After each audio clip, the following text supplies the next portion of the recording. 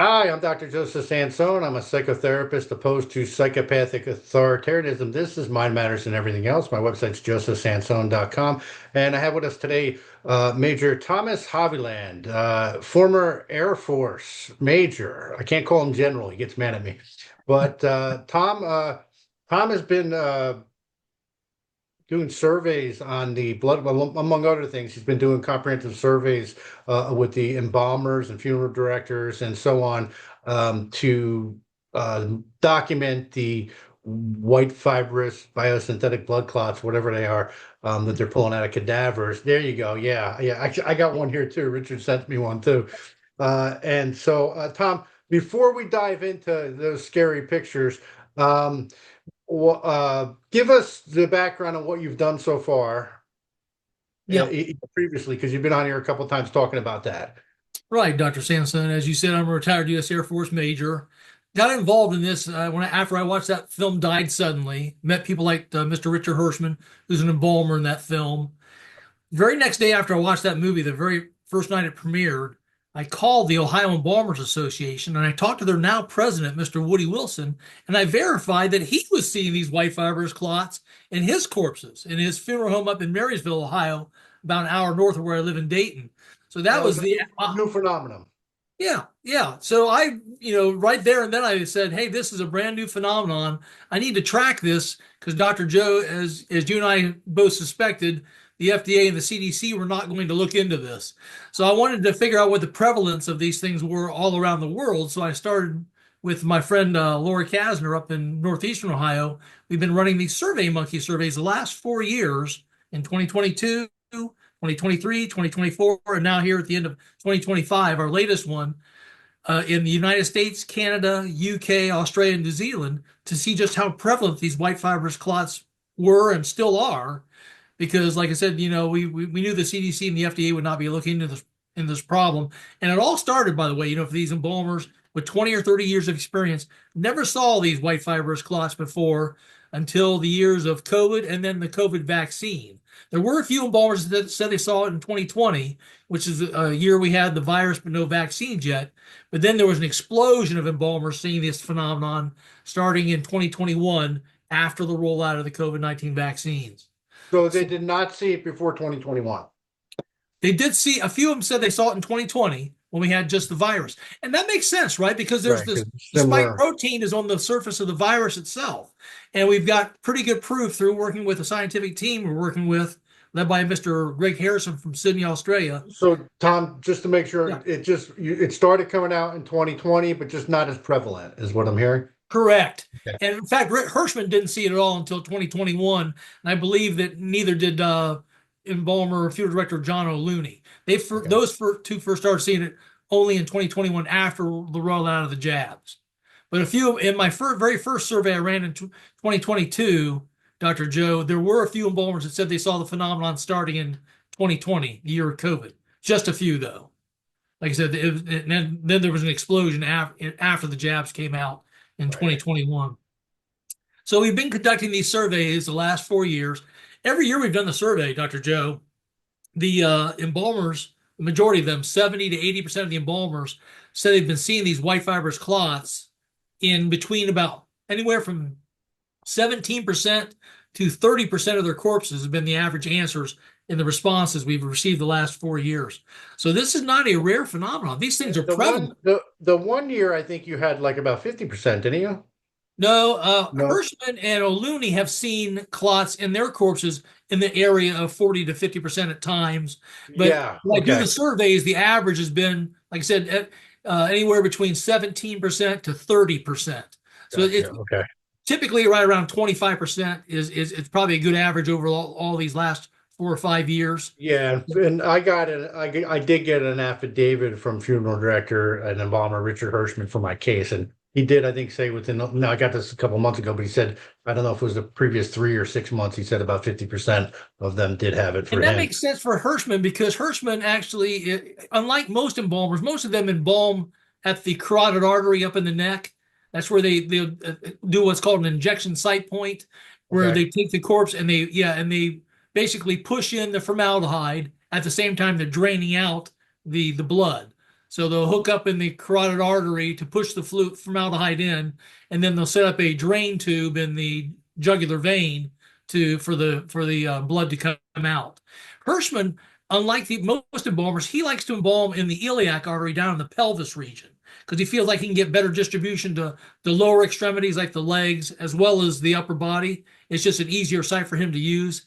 And he finds more clots, I believe, because of that location that other embalmers that are just using the carotid Gotcha. artery might be missing. Okay. So that's one And then reason. one quick point, I guess, is you did attempt to do a survey of the vascular surgeons, but no responses, correct? Yeah, that's right. In 2024 and this last year in 2025, I sent a what I call a cath lab worker blood clot survey to vascular surgeons, endovascular specialists, cardiologists in not just the United States, but Canada, UK, and Australia, and New Zealand again. Because, Dr. Joe, I had actually come in contact with a endovascular specialist and cardiologist in Jacksonville, Dr. Mahana Basharat, who sent me emails admitting to me that he had been removing these same white fibrous clots from living people for the last 5 years. But unfortunately, after a month of contact and an email where he actually sent me a photo of a deep vein thrombosis white fibrous clot that he removed from the gentleman's leg, he went dark on me. He sent me an email saying, Tom, I've been instructed to terminate communications immediately. Sorry for the inconvenience. So somebody is probably his hospital administrator got to him, told him to shut up, don't talk about Wow, this. that's pathetic. Yeah. That's very cowardly. Uh, I mean that really is pathetic. I'm sorry. But okay, so the vascular surgeons aren't gonna, they don't want to play. But what I did, Dr. Joe, by the way, is I took it because I couldn't get the information from the doctors in because zero of them took. In fact, the Society for Vascular Surgery here in the United States, they're headquartered in Rosemont, Illinois, and they brag on their website of having 6,300 member vascular surgeons all across the USA. They, zero of them took my survey. None. Zero. So I decided, well, if I can't get good information from the doctor end, maybe I can get it from the patient end. So with the help of Clayton Morris and his wife Natalie at Redacted News, Yeah. and also Dr. John Campbell, the famous YouTuber over in the UK, they displayed a QR code for me for another survey I ran in 2024 called the People's Blood Clot Survey.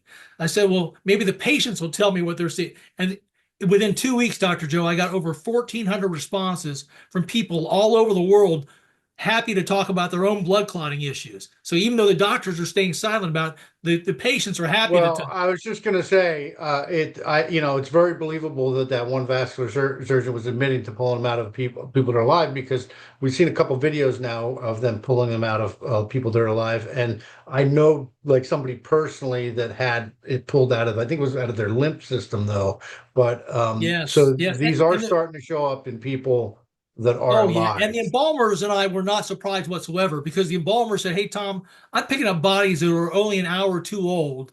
They had just passed and not even been Mhm. refrigerated yet, and they were finding these bodies riddled with the clots. They said there's just no way that these large white fibrous clots could have formed in just the hour or two since the Right, person passed. So they knew we knew it was happening in the living, causing strokes and heart attacks. That's why they called the movie "Died Suddenly," right? People right. keeling over with strokes and heart attacks for no apparent reason.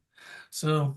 And I mean, people are still getting the heart complications, cancers, and autoimmune problems, and so on. It's just not everybody's connecting the dots at this point. So, what do you have to share with us today?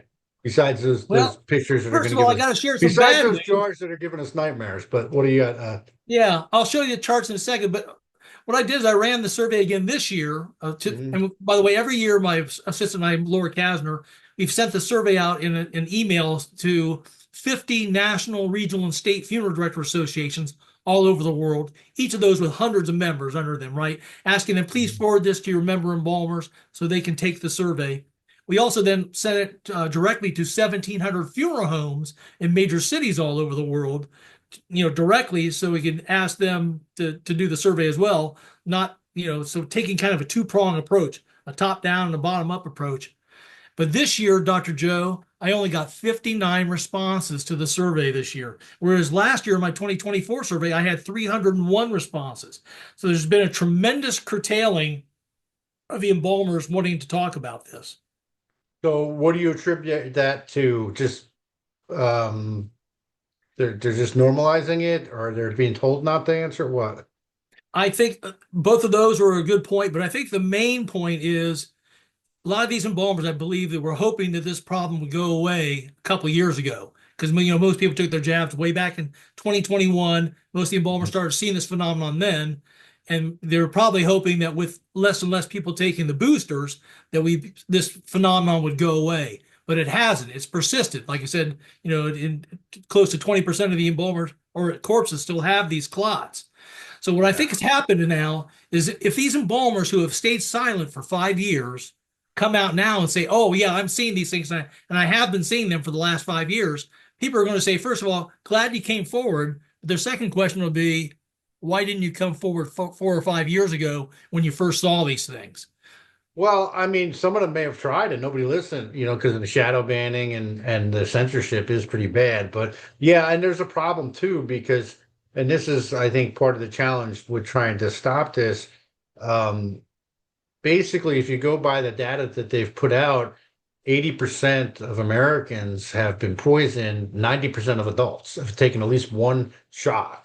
And so that means that these people are not going to live as long, for the Including most some of the part. embalmers, right? So there might be some cognitive dissonance on their part. They may not want to know Yeah. the answers to these questions about whether there's a link. And Major Tom, I say that, not in a way to, it's just a reality of what we're dealing with, because if you give people chronic, if you give someone an autoimmune disease or, heart issue or cancer, whatever it is, you're not going to live as long. Even with a so-called simple autoimmune disease, you're not going to live as long as you would as if you had the disease. So they are shortening lifespans. So, most people we know, I think, to my view, is most people we know are going to die from these shots or from the complications of these shots over time. And then other people from the shedding, because we don't fully know the full extent of that either. And that study that came out of Israel showing that, like, half of the pregnant women had the MRA in them. It was just, so it didn't, and they were unvaccinated. That's kind of a red flag right there. And I do know from talking with doctors and even people I know where, if one person got the shot and the other didn't, and they're in an intimate relationship, that sometimes the person who did not get the shot ended up getting a heart issue or something like that. So I think that's definitely a higher risk. But so I Yeah. guess what I'm saying is part of the problem that we're dealing with is this crime is so big, involves so many people, and there are so many victims and so many perpetrators. They just want to pretend it's not there. It's like an alternate reality. And that's what we're running against. And I think you might be starting to see that with your Oh yeah. embalmers. In fact, when you talk to just normal people on the street, they say, "Hey, COVID happened a long time ago. We just want to move on," right? People don't want to talk about COVID. They don't want to talk about getting the shots, and they just want to put that all behind them. The problem is, as you know, is the ailments don't go away. Just because you bury your head in the sand doesn't mean that your Yes. medical problem is going to go away. Yeah, and I think that's a good point, because we're not doing this to be like mean to people or anything like that. You know what I mean? It's because you're not going to be able to deal with the problem unless you admit there's a problem. How could you possibly mitigate the damages you've done to all these people if you're not admitting that you poisoned them? And I think, Right. and so it's like pretending it didn't happen isn't going to make it go away. You're just not going to live as long. And people, who are still uninformed may still take more vaccines, which we don't want them to do. And people that Right. are injured or being silent about it may not be taking, like you say, mitigation steps, like maybe taking nattokinase, bromelain, Right. curcumin, things to help detox the spike protein out of the And body. and those But are they could be kind of doing. basic, things though. Like really, we need to admit what happened here, then try to investigate what's been done to the people, and try to find more comprehensive ways to remedy the damage. I mean, and I'm saying Absolutely. that as someone who's not a medical doctor or scientist, this is just logic. Like, what did you do to everybody? Yes. Let's admit it, figure it out, and then let's try to figure out how we can fix it if we And can. the shame is the NIH, the CDC, the FDA, they're not lifting one finger. No major university labs have asked, like Richard Hirschman, "Hey, would you like to send us some samples of your white fibrous clots so we can examine them?" Right. Stanford, lots of medical schools around the country could be, the Mayo Clinic, the Cleveland Clinic system. They could be doing research now with samples of Hirschman's clots and come up with answers to things, but they're not doing. It's absurd that these weapons of mass destruction are still being distributed. It's beyond absurd. It is. It is. It's The good I news don't see. Yeah. is, like I said, we have caused a lot of vaccine hesitancy, which is good, right? Less than Yeah, 10% of Americans probably are taking the shots now, which is a right. great reversal from the 80 or 90% that took the first couple. Yeah. So, so that But, when they get it, the involuntary environmental exposure is a potential threat to people that are sensitive. So it's still, plus it's not right to be poisoning 25,000 kids a day or whatever it is with these shots. That's evil. absolutely, That's evil. absolutely. Those kids getting these shots are only going to, live in their 50s. You're evil for doing this. And So, honestly, evil for looking the other way. yeah. So let's take a look at a couple of Yeah. slides here. We'll look at the data here real quick, even though we haven't got a lot of data this time around. We'll take a quick look at it.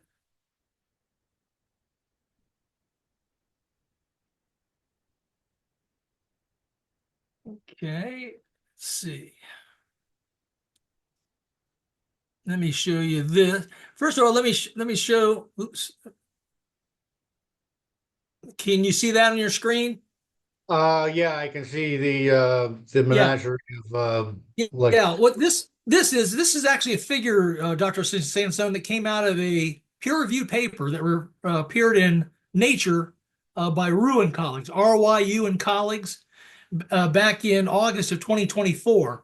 And what it shows is what our natural blood clotting protein fibrinogen looks like on the left in human plasma when it turns into fibrin. We all have a natural blood clotting protein. Everybody has. It's produced by the liver. It's called fibrinogen, and it's in your blood plasma in a liquid form. And whenever you get a cut on your arm, for example, it triggers the clotting response, and it triggers the conversion of the liquid fibrinogen into a white solid called fibrin. And this is what it looks like on the left. Nice, like smooth cooked spaghetti noodles. They form kind of a net. They collect your red blood cells and your platelets, and they form a clot at the site of that cut on your arm so you don't bleed out to death. so what we're Then looking at on the left when is the normal clotting. Is that what I'm hearing? That's correct. That's what normal Okay. fibrin's supposed to look like after fibrinogen forms into fibrin. And so then we all have another enzyme called plasmin, which comes along and attaches to the nice smooth spaghetti noodles and breaks down the clot very easily when your wound is healed. So you're good to go again.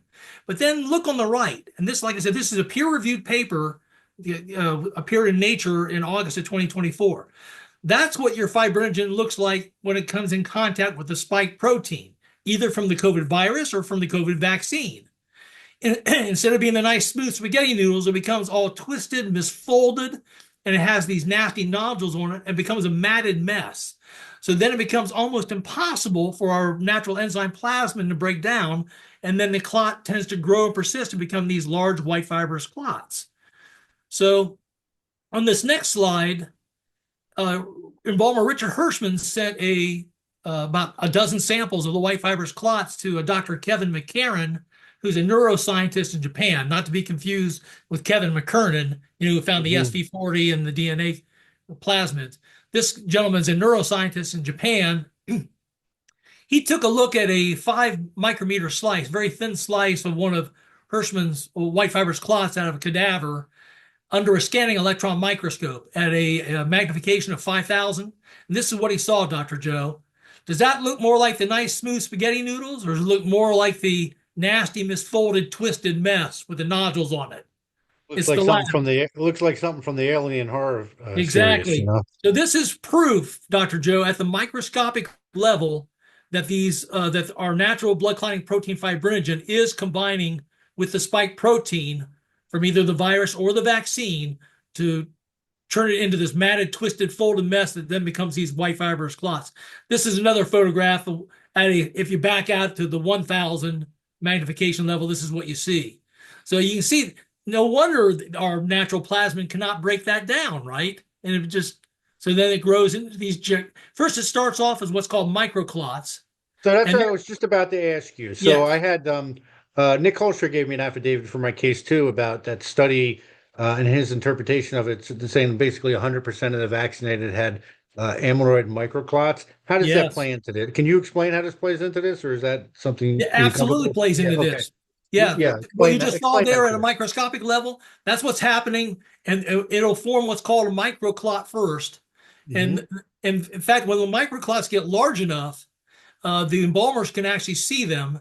They'll actually, when they first start off, you cannot at an eye level, but when they aggregate enough the microclots, they'll appear as what looks like coffee grounds in the blood being drained off the corpse. The Yeah. embalmers notice that what they see looks like So coffee. are those the microclots? Those are, yeah, those are larger microclots that have grown to They've gotten bigger. Okay. like a millimeter size, correct. And then when they aggregate enough of them together, then you get these large white fibrous clots. So it's a So that but I mean if 100% of the vaccinated have these amyloid microclots, I suppose that means if they live long enough, they're going to develop these larger blood clots, right? we don't know for sure because the A body good can. percentage of them at least. Yes, I think. Well, like I said, they're finding these white fibrous clots in average of 20 to 30% of their corpses. So that's a pretty high average. So Yeah, but keep one thing in mind with that, though. Okay, say you're finding it in 30% of the corpses, so it's probably somehow related to their death if it's coming out like that. But oh I yes, mean, people die of other things. So if they live long enough, it might have ended up showing up with them, but maybe they're dying of a cancer, the autoimmune disease, or even a car accident. So it's not, you know what I mean? And so just because only 30% of the people are having it doesn't mean that it wouldn't show up in most people over a long enough time because people die of other things, exactly. especially associated with the shots. And we know the microclots are affecting people in other ways too. The microclotting, like you say, can be just as dangerous as the white fibrous clots because the microclotting occurs at the your capillary level, your very small blood vessels, and it can block the exchange of oxygen at the lungs, and then they carry that oxygen to all the major organs in your body, including your brain, your eyes. We've seen a lot of people over the last few years have trouble with brain fog and poor vision Uh-huh. problems. That's probably an indication they've got microclotting going on inside their head. So So you're even right. if it doesn't develop, even if it's not developing into these big blood clots, the microclotting could cause organ dysfunction in multiple organs, basically. Absolutely. And we also know the Okay. spike protein is doing such damage to the walls of both your veins and arteries, your vascular system, that we have actually in the research and the analyzing of the white fibrous clots, they have found actin, which is actually a protein that's associated with the muscular walls of your blood vessels. So that's how much damage the spike protein is doing to blood vessel walls. It's tearing into the walls, and that actin is then pouring into the bloodstream as well. And that's not a surprise either, because doctors like Dr. Jordan Vaughn in his clinic in Birmingham, Alabama, he has seen a lot of what's called vasculitis, where people are having trouble with blood vessels collapsing. And in fact, he did a thing with TV interview with reporter Cheryl Atkinson, where he talked about a young teenage girl, a runner, who was a good runner in high school, but then she developed problems, and she had such bad vasculitis that he suggested that she have a stent put in her iliac vein. She had what's called iliac vein compression because the walls of her vein were damaged so badly down the iliac region. They did put a stent in her, and the good news is she is back running again. So that's a good case where either the COVID virus or the COVID vaccine or a combination of both of them damaged her to the point where she had iliac vein compression, which Vaughn says he's seen a lot of in his patients. And that's what he recommends for almost all of them is to get a stent put in to shore up the wall of that vein so it doesn't collapse again. Hmm. Yeah. So here's a look at what we did. Like I said, even though we didn't get many responses to our survey, the responses we got were right in line with previous years, Dr. Joe. We had 59 responses. 42 of the embalmers, 71%, said they were seeing the white fibrous clots in their corpses. That's down from 83% in year 2024. But remember, this is a small sample size.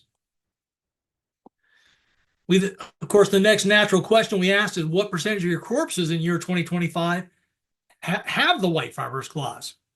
And if you average all the bars together, including the green bar where 17 embalmers said they saw none, you still get an average of 19% of the corpses having the clots in them. As you see there, for example, 14 of the embalmers said they saw the white fibrous clots in 21 to 40% of their corpses. Another 8 embalmers said they saw between 41 to 60% of their corpses. Or even 2 that said they saw the white fibrous clots in between 61 to 80% of their corpses. Again, this was a phenomenon that never happened prior to the years of COVID and the vaccine. It's a brand new pathology. Dummy question on this. Yeah. Do you know, do you track like who they are, or is it totally anonymous? Like, are No, you able? we wanted to encourage maximum participation. We do ask them, the first question we ask them at the beginning of all our surveys is, what state are you from? Or, what area? Because if we got enough responses, we wanted to check for regionality. We wanted to see if Right. there was bad batches of the vaccine, for example, maybe Well, sent to, Northwestern here, United States. here's why I was asking. Like, I was wondering because if you were able to tell if you had a drop off of people filling out the surveys of let's say people in the past who said they've seen it, that might affect the lower. Because let's say if somebody's saying to them, "Hey, you got to stop talking about this," and then that might affect why you have less people. You follow me? Like, so unfortunately, I Yes, get why you're doing it absolutely. not. I get why you're doing it anonymous, but it would be nice because you'd be able to tell if it was a drop off from the people who previously said they'd seen it, just not answering this time. But okay, But sorry, continue. no, no, it's a very good question, and I wrestled with that because I said, well, maybe I should ask him, or for their names. But then I wanted to maximize participation. I didn't want to make them feel, because I knew they were already sketchy, antsy about answering the survey. So I didn't want to turn people away with that. So I said, you know what, we'll just continue to let them look at it or answer anonymously. Well, here's a new question that we asked them this year is, what's the longest white fibrous clot structure that you've removed from a corpse in 2025? And you see there, the main answer was 21 of them said a clot between 3 to 5 inches long. 9 of them said a clot between 6 to 12 inches long. And 4 of them said a clot that was longer than 12 inches. And that's not surprising either, Dr. Joe, because Richard Hirschman's got one in a tube that's 19 inches long. He holds it up to his armpit all the way out to his Mhm. hand in a long tube. And that thing is 19 inches long with about half an inch wide. So That's these things incredible. can get absolutely humongous. Yeah. Now, what's interesting is there was a phenomenon back in the late 1980s, early 1990s called white clot syndrome, where embalmers for a few years saw clots similar to these. And it turned out that it was actually being caused by the anticoagulant heparin. Heparin, and it turned out that the main ingredient that was causing it was sulfur. There were some people that were having a reaction to the sulfur in the heparin that was causing them to form these white fibrous clots. So to solve that problem, they just reduced the strength of the sulfur in the heparin, and then that went away. That phenomenon went away. And what's really interesting about that is we believe that these particular clots are being driven mainly, sulfur is involved, but we also believe that phosphorus is the main driver of this, the element phosphorus. And guess what, Dr. Joe? Phosphorus just happens to sit right beside sulfur on the periodic table. It has many of the same bonding properties. The scientists I'm working with, led by Mr. Greg Harrison, have pretty strong confirmation from all the tests they've done on the clots that both the spike protein and the phospholipid nanoparticles that carry the vaccine to the cells are combining or binding with our natural fibrinogen, bonding with it to form these bizarre rubbery clots instead. What we think is happening is the phospholipid nanoparticles that deliver the vaccine, once it gets inside the cell, it has to open up to release the mRNA inside. And when it opens up, it's exposing these phosphorus heads that are on that phospholipid nanoparticle. And that just has a great affinity. It's a plus minus charge thing with our natural fibrinogen, and it binds with it. And then also the spike protein, either from the virus or the vaccine, is also becoming phosphorylated, and it also gets in a situation with a plus minus charge where it binds as well with the fibrinogen. So that's what's going on here. Wow. One of the other questions we asked the embalmers is, has a family member of the deceased ever asked you to look for the white fibrous clots in their loved one, or asked if you found the white fibrous clots in their loved one? And by the way, some of these questions are similar to questions I asked in Tennessee. This last June of 2025, I was invited by their then president, Mr. Taylor Moore, to come speak to at their annual convention of the Tennessee Funeral Directors Association in Franklin, Tennessee, just south of Nashville. And Mhm. while I was there, I took a survey there, and the answers I got from the 28 embalmers that were there that day in that room are very similar to the ones I got in this survey here in terms of the percentage responses. And I asked them this question as well. By the way, at that same convention, Dr. Joe, I actually have captured on video 18 of 28 embalmers in that room with raised hands saying they were indeed seeing the white fibrous clots in 2025. So we have all kinds of proof that this is happening. That, Hmm. not just from the embalmers in the Died Suddenly film, from these 18 embalmers at the Tennessee conference. I also have, as I said earlier, Mr. Woody Wilson, who's now the president of the Ohio Embalmers Association, says he's seeing them. Mr. Kevin Swire, who's the president of the Manitoba, Canada Funeral Service Association for the entire province of Manitoba, says he's seeing them. Mr. Taylor Moore, who was the president of the Tennessee Funeral Directors Association back in 2025, says he's seeing them. Mr. Chris Calvi Jr., who is the 2024-2025 president of the Pennsylvania Funeral Directors Association, says that he's seeing the white fibrous clots. And I also, over this last Thanksgiving of 2025, I found a video of two embalmers talking to each other, a Mr. Dana Goodell, who's a board member currently of the Iowa Funeral Directors Association, talking to a Mr. Bob Sinnott in a video they did. It's a YouTube video called Life, Death, and Everything in Between. It's done by Mr. Bob Sinnott. But both of those gentlemen talk about the fact they're still seeing the clots. All the embalmers they're talking to see the clots. They admit it freely during the last 10 minutes of this podcast. So we have, and by the way, Mr. Goodell has agreed.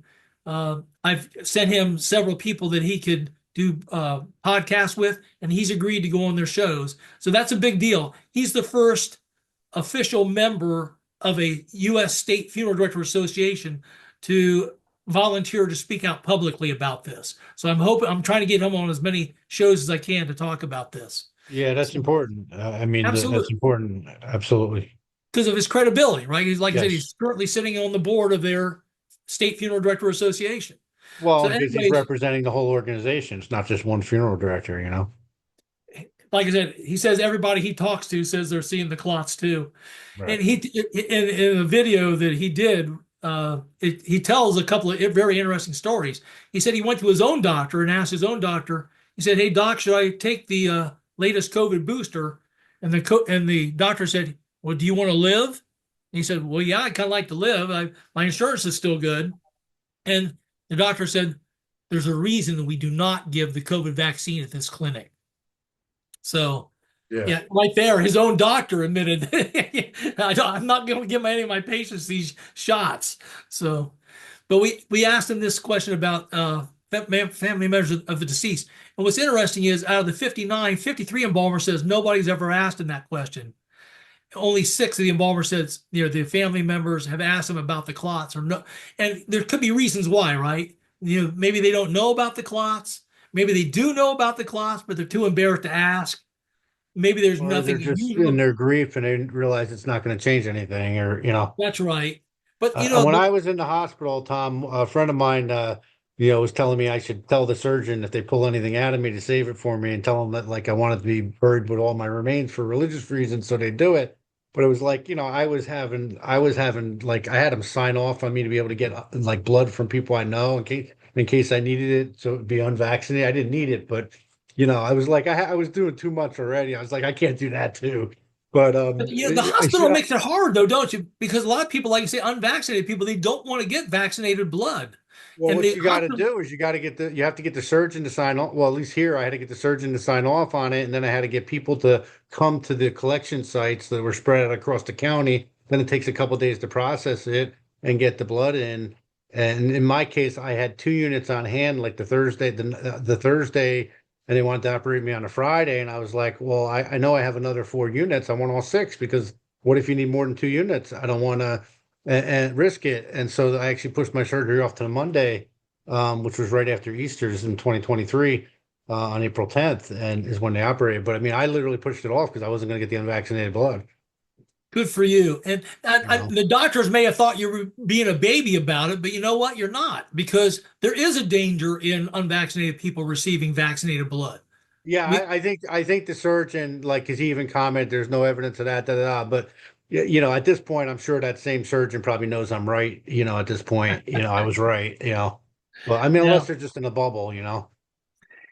The other reason here, the last reason that people may not want to ask about whether the clots were in their loved one or not is denial, right? Maybe that Mhm. maybe they took the shot and they encouraged their loved one, the deceased, to take the shot, and now they don't want to know the answer because then they'll feel guilt about encouraging their loved one who's now deceased, to have taken the COVID vaccine. Well, I think I would add futility to that because some of them might be, well, what's the difference? They're dead now. It's not going to bring them back, you know? Right. But Mr. Goodell, by the way, in that same interview I was talking about, he um, he is in a unique position, whereas many funeral directors are. He's both a funeral director and an embalmer. So unlike just the embalmers who don't usually get a chance to talk to the families of the deceased, Hmm. these funeral directors who do embalming as well do get a chance. And he says I've gotten into the nasty habit lately of whenever I find the white fibrous cloth in the deceased, I'll ask the family of the deceased. I'll say, first thing I said, did your loved one have COVID? And they say, no. Then I ask him the critical question: did your loved one take the COVID vaccine? He said, oh yeah. And he said that happens every time. And then he says, then I just drop it. I just drop it. I don't ask. I don't, because the next thing he could say is, do you realize that maybe the COVID vaccine is what killed your loved one? But Right. like you say, he doesn't want to do that because the family's already grief stricken. You Yeah. know, so. But it is interesting, isn't it? Yeah. No, it's terrible. Yeah. I, I think I skipped one here. We were talking about microclotting earlier. We asked the embalmers, are you seeing the microclotting? Again, about 70% of the embalmers responding to this year's survey said yes. And then, of course, then we asked them what percentage of your corpses. Again, if you average all the bars together, including the green bar, where 16 embalmers saw none, you get an average of 18% of the corpses containing the microclotting. Now, this is a phenomenon they had seen prior to COVID, primarily in patients that had heavy chemotherapy. They would tend to see before COVID and the vaccines came around, but in less than 5% of their corpses. So this is at least, probably about a quadrupling of this particular side effect since the jabs came out. One of the other questions we asked this in our 2023 survey, worldwide survey as well. Have you noticed an increase in infant deaths? And we got about the same percentage responses we got in our 2023 worldwide survey when we had a lot more responses. About a little less than 20% of the embalmers said they are seeing an increase in infant deaths compared to the years prior to the pandemic. And then when we asked them, what percentage increase did you see? If you average just the blue bar on down, if you do not include the green bar this time and average the blue bar down, that is an average increase of 18% for just those that saw an increase. So this is still, as you know, Dr. Joe, is a very alarming thing, right? We talked about that paper before the show with the 22. Unvaccinated pregnant women Yeah, showing a spike in it. yes, yes, and finding it in the blood, the mRNA from the vaccine in both the blood and placentas of both 16 COVID vaccinated women and 3 of 6 unvaccinated women. Very alarming. And we also know, that the spike protein uh, is getting through in the mother's breast milk. Right. It's not a good situation. No. Another question we asked in our 2023 survey that we asked again in this year's survey was, what age groups are you seeing more clotting in compared to the years prior to the pandemic? And this is all types of clots, not just the white fibrous clots and the microclotting, but also grape jelly clots, which are traditional type of clots, and what's also called chicken fat clots. And as you can see there, the bars start to get long in the 36 to 50-year-old age group, and then and on up in age. And that 36 to 50-year-old age group bar bothers me, Dr. Joe, because you usually don't think about those kind of people have at that age having strokes and heart attacks, right? That usually doesn't happen until your late 50s, early 60s at the earliest. And this information, it dovetails very closely with that from Edward Dowd, who's looking at this from a completely different angle. It's looking at, death and disability insurance Yes. data from the insurance industry. And lo and behold, Ed saw a sharp increase in death and disability in the 36 to 50-year-old age group starting in the third quarter of 2021, which is just the time when Joe Biden came out with the mandates, not just for the military and government civilians, but also remember he tried to do that on any company with more than 100 employees. And even though our Supreme Court shot that down, a lot of companies acted preemptively and they made their employees take the COVID vaccine. Yeah, I think in every state, even down here in Florida, you had companies coercing employees to get the shots, and or school academic institutions doing it. So yeah, no, that's terrible. They just did it. It was. Now, in all of our surveys, Dr. Joe, we allow the embalmers to give us comments about what they're seeing in their particular embalming room. And to make sure that we do the survey unbiased, we never mention the words COVID or COVID vaccine in any of our questions or instructions to our surveys. We just ask, the basic way, what are you seeing? When did you see it? What percentage of your corpses are these phenomenon in? But despite the fact that we never mention the words COVID or COVID vaccines, a lot of the embalmers talk about the vaccines. Most of them, say, hey, I think the vaccines are causing these clots. Some of them, though, staunchly defend the COVID vaccines as not causing the clots. We'll read a few of them to you. Mm.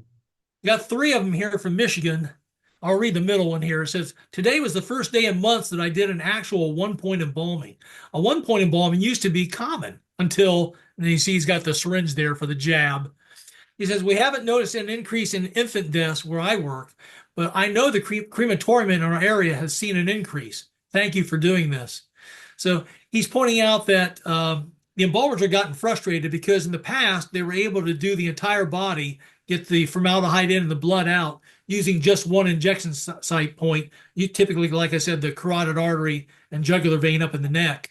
Now, when they find a body riddled with these clots, they'll have to use 2, 3, 4 injection site points under the armpits, in the pelvis, in the legs. They have to keep stopping to remove white fibrous clots when they find them. It's actually lengthened the time it takes to do an embalming from what it used to be Wow. before the vaccines. It only took about an hour to hour and a half to do an embalming. Now it's Wow, about two Tom. and a 2.5 hour Wow, process. I'm reading your third response here in this first slide. I'm like, wow. Go ahead and read it. I embalm 300 plus per year. I've seen more deceased coming into the funeral home fully dressed, CPR that has been performed more than the previous 25 years of my career, people dropping over like never before.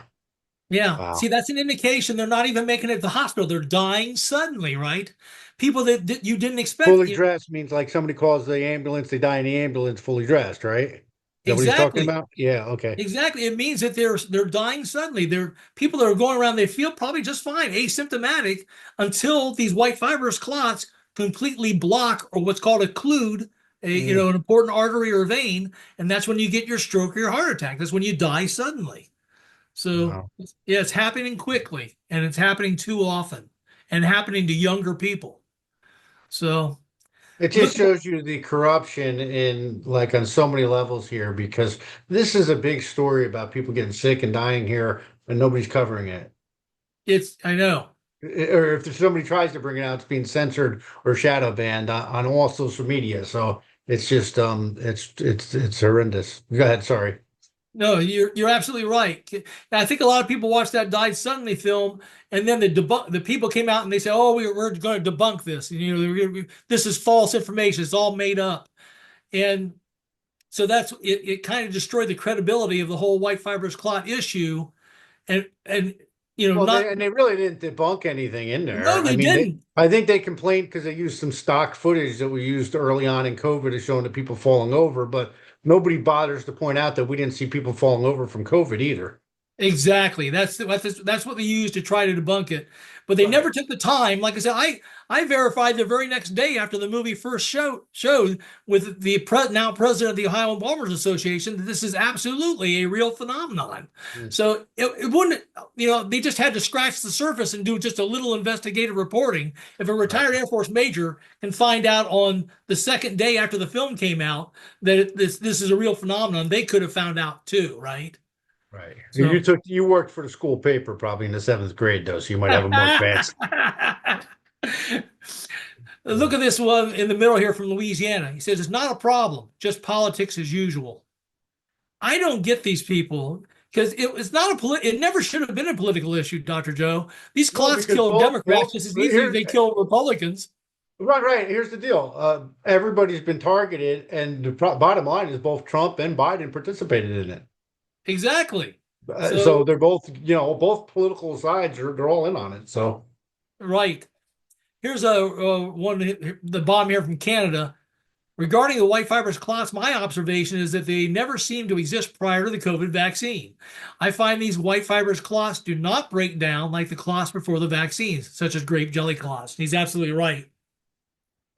The Dr. Mohammed Basharat in Jacksonville told me before he broke off communications with me that when they first come in with these clots, they try the best clot busting drugs like tissue plasminogen activator, TPA, and TPA does a terrific job against the traditional grape jelly clots, but the TPA has no effect whatsoever on the white fibrous clots. So then Basharat has to go into that patient with flexible catheters that either suck the clot out, scrape it out, or lasso and pull it out.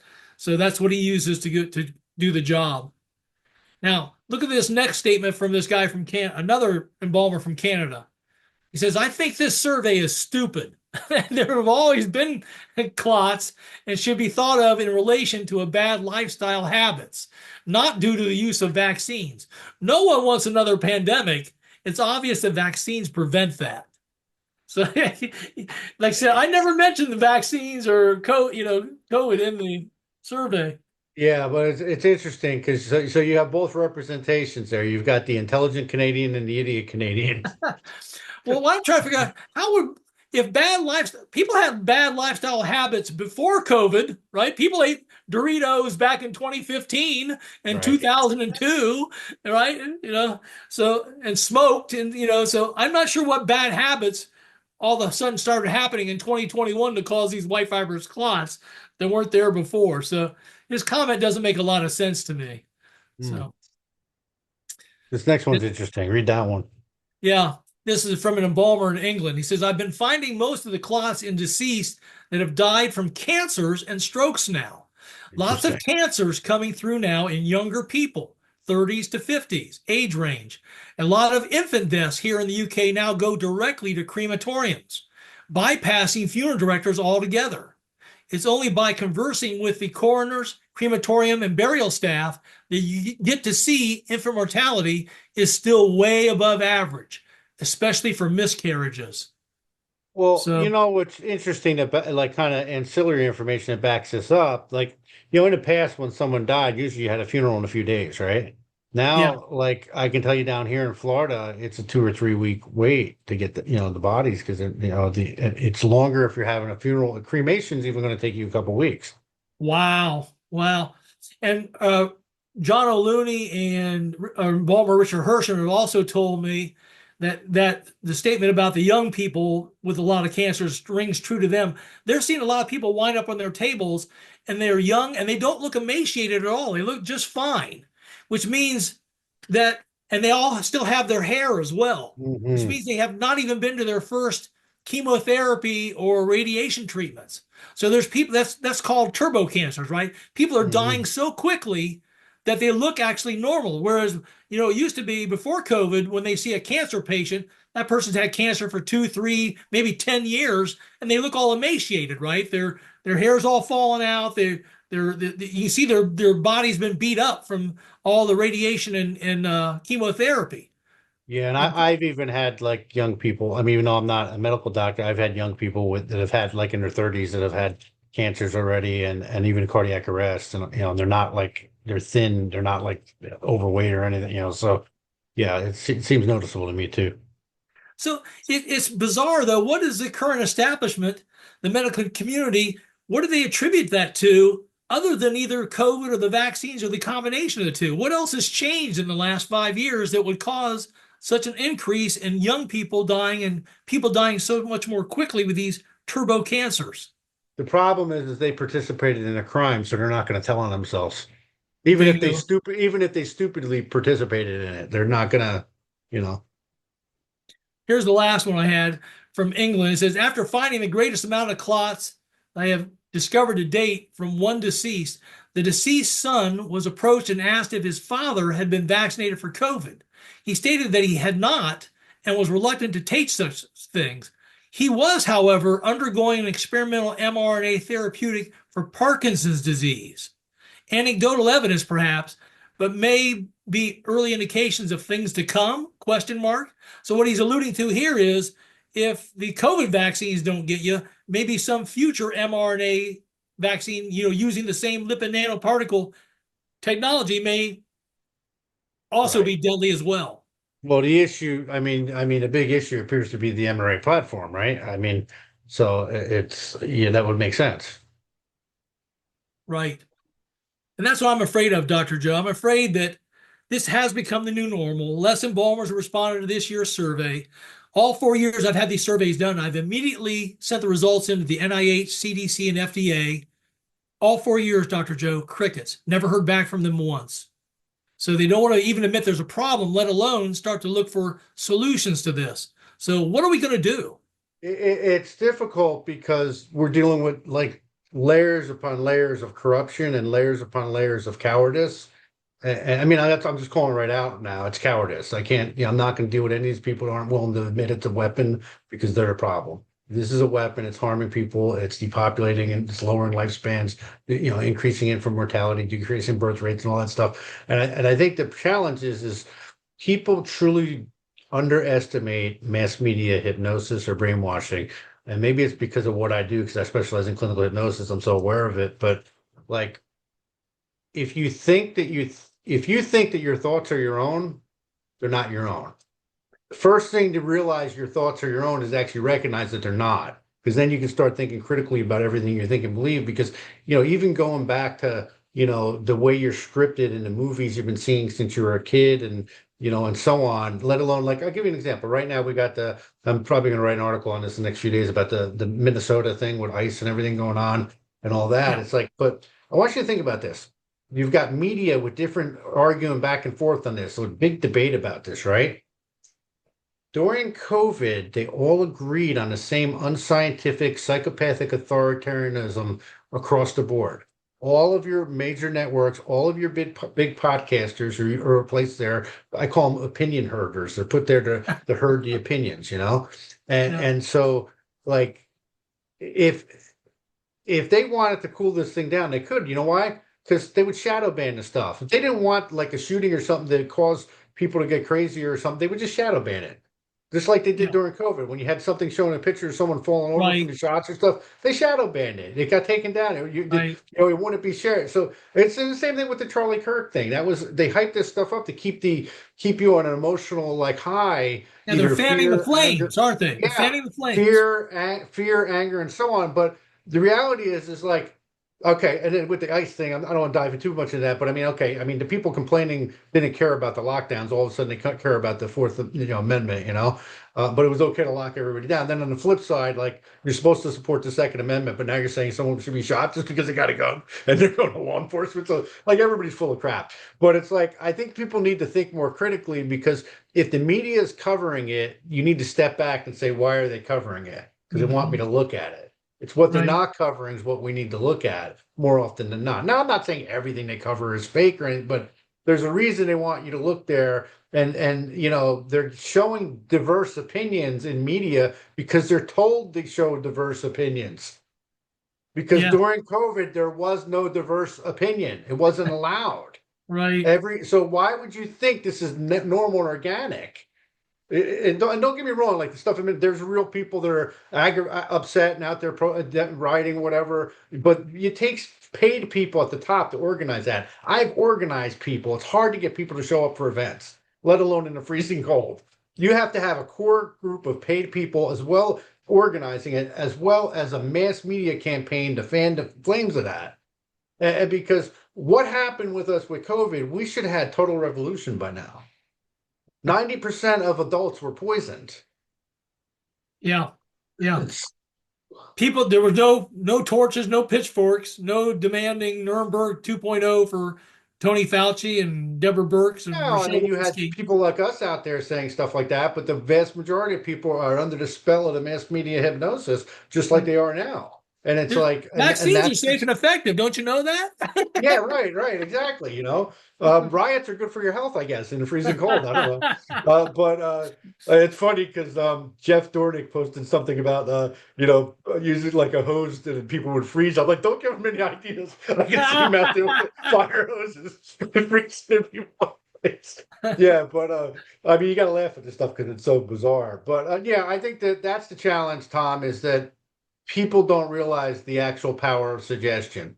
Yeah. It's so pervasive. That's how we learn through the power of suggestion. So it's like mass media is telling you what to think, what's important, telling you what to think about it, framing the debate between their polarities that they want you to look Right. at.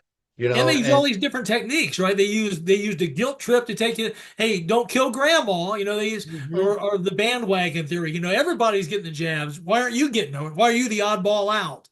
Right. These nudge units. They use all these psychological tools to nudge people into taking the But I shots. mean, and it's so like if anybody just unplugged and looked at it, it was so obvious how unethical everything was because, like, as a therapist, our ethics aren't that different than the medical field. Like, you can't sit there and like give people money to take a inject. You can't force a face mask, a medical procedure on people. This is insane, and it's like the ethics were so obviously being violated, and I guess now the challenge is people want to move on from it, but they're really not. They're getting sick and they're gonna keep getting sick.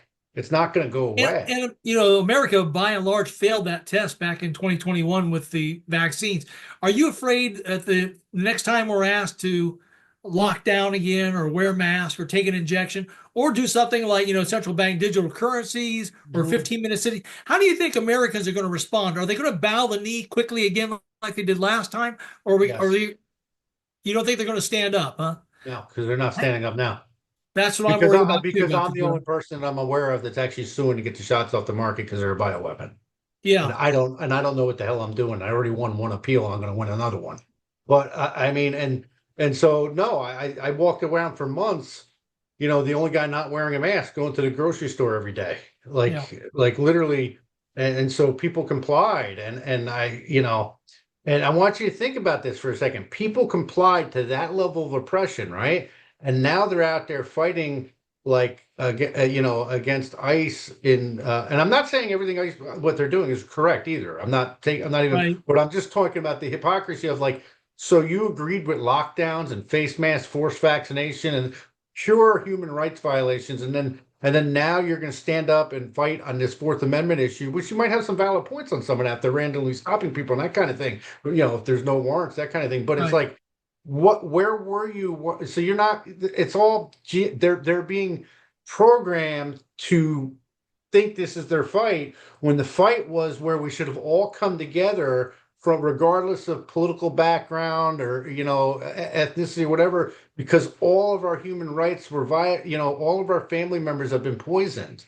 and it's like, so I'm not optimistic at this point because I don't see people, even now, the level of censorship, and even among the so-called alternative media on like issues like my case. I have people coming to me and commenting like, "Oh, I thought that DeSantis stopped the shots," or like, "What the hell you think I've been suing for the last few years?" Like, Right. I mean, so there's just the You know what? censorship and I have to say that I actually agree with you. Unfortunately, when I left my job at Wright-Patterson Air Force Base 5 years ago in October 2021, I refused to take that jab. And I was the only one that day that sent this email off to this three-star general and then got fired for it and walked off the base. Nobody else of the 30,000 people that worked there stood up. They all cowered. Like if we all would have stood up that day and said, some of us want to take the shot, some of us don't want to take the shot, but all of us believe it should be each individual's right to decide whether they want to take the shot or not. You know, which was a fair position at that point because you didn't know it was a weapon. that's right. So, but if people could have at least stood up and said everybody should be able to make their own personal decision. They couldn't do that though. They couldn't, so like I say, there was an epidemic of cowardice going on. People who are not willing to stand up, they just want to continue to bow the knee. And I don't think we've solved that problem yet No, either. because your family members are getting sick and dying because of this, and you're still not willing to stand up. Yeah, exactly. What would possibly make you enter the arena if you haven't done it now? Right. I agree. I It's, agree. I don't know well, how we turn Tom, that around, Dr. Joe. I think that's a spiritual thing. I think that's people have to understand that there's a life beyond this life, an eternal life that we're going to spend with God, and that we can't have so much fear about our life on this planet that we don't stand up to tyranny when we see it. well, I talk a little about this. I mean, I haven't published it yet, but I've written a book. I just got to tighten it up a little bit. But I mean, I talk about a little bit about that. Like fear is a false god. People worship fear as a false demigod. It doesn't protect you in any way. Right. You know, outside of that rare 1% chance where it's a fight or flight thing, like you're being chased by the tiger, or you're going to get mugged or something. 99% of the time, fear, you're giving, it's like you're offering a sacrifice to this false fear god, like it's going to protect you. Fear doesn't protect you. Most of the Right. time, it disempowers you and makes you more vulnerable. And I used to attribute a false sense of security a lot of times with women because they seem to be more prone to go for security versus freedom and fighting That's for you, freedom. Laura, that's you if you're watching. We're talking about you. Go ahead. No, we're not talking about Laura. She's a fighter. I know. But the For problem people now who don't is, know, Laura's the one that held up the blood clot to the district attorney in yes, she Ohio. did. Yeah. She's a power. Yeah, there's always exceptions to the rule. The problem though is I see too many men now. They're all about they'd rather just cower and go for this false sense of security rather than stand up to the tyranny and fight for freedom. And that's I a think bad that it's sign. young people. I think that you need to go. I think that probably finding a way to target, a lot of the young people in their 20s and even their early 30s, I mean, they see through a lot of the BS. I hope Um, so. and, and I think that those are people because they've got the energy to do it. And I think that that's where it has to happen. Like people of that age group need to just like take charge because the older people aren't doing it. I agree. I hope the same thing happens for our future generations because the Yeah, like young we're, people we're are old. We're old. Really, people in their 20s and 30s should be doing what we're doing right now. Like we've programmed people to think they're not adults into their 30s. No, you're 25 years old. Stand up like a man or woman and fight. You need to get out there and lead. right on, That, those, right those are the on. people who should be doing it. Well, But I hope you're right, and I hope they do step up and take the reins because that's the future. That's why you and I are doing this, right? We're doing this. We're on the back end of our lives. We're doing this for our kids and the future generations so they can have medical freedom, right? We're plus, it doing it for pissed me them. off. I'm doing this because it kind of pissed me off. So that's part of it. I mean, but Tom, you're leading by example. You're doing great work, and I mean, keep it up, and keep spreading the word, and that's what we can do right now. And maybe you can do a lawsuit there in Ohio if we can talk you into figuring one out. Um, I'll get with Warner Mendenhall and see if we can get something right. yeah, yeah, get something going. Um, it's um, it's difficult, but I mean, you know what I do, Tom, and I don't focus too much on the outcome. I just focus on what I feel I should be doing. Right, right. And And that's a good attitude to have because that's all you're supposed to do is do what's right. well, Yeah, because here's the deal: if you're in the thick of the battle, if you tried focusing on the outcome, you'll go hide in a corner. But if you just focus on what you need to hit that's in front of you, before you know it, you won. You won. You know what I yeah, mean? Because the yeah. bottom line is people need to remember the only thing necessary to be victorious is to decide to be victorious. Right on. That's the only thing. Then you just got to be willing to pay the price. But my friend, I appreciate you. Thank you, sir. Thanks, Dr. Sansone. Appreciate it.